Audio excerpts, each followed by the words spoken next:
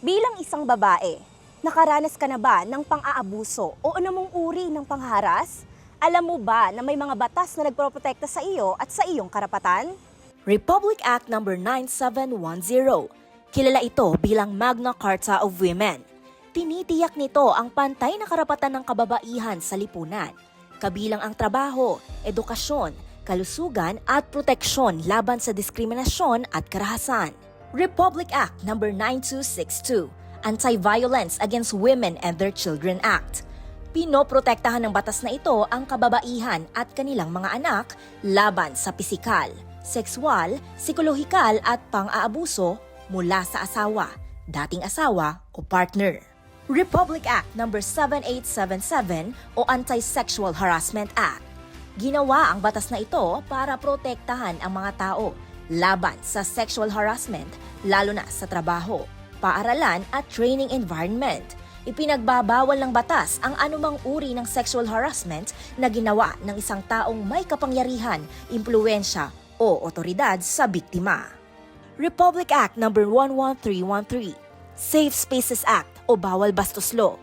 Pinoprotektahan ng batas na ito ang kababaihan laban sa catcalling, pambabastos, sexual harassment sa kalye, online at pampublikong lugar. Republic Act No. 8353, Anti-Rape Law. Layo ng batas na ito na palakasin ang proteksyon laban sa krimen ng o panggagahasa.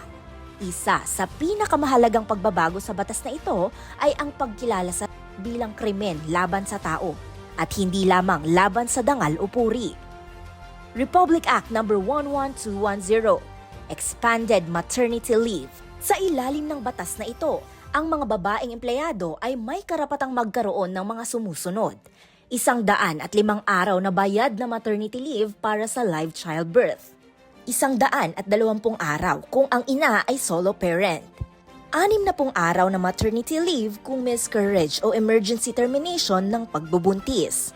Republic Act No. 10354 o kilala bilang Responsible Parenthood and Reproductive Health Act of 1012 o RH Law.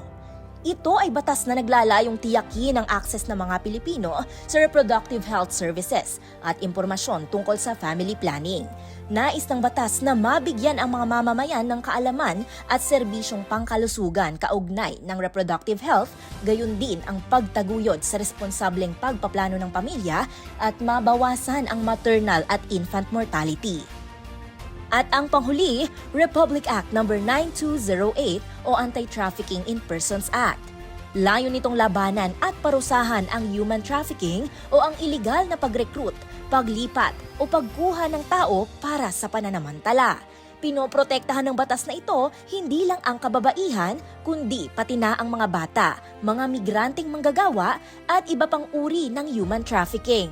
Kung ikaw ay biktima ng panghaharas o pang-aabuso, huwag matakot na lumapit sa mga otoridad dahil ang bawat babae ay may karapatang mamuhay ng ligtas, may dignidad at respeto.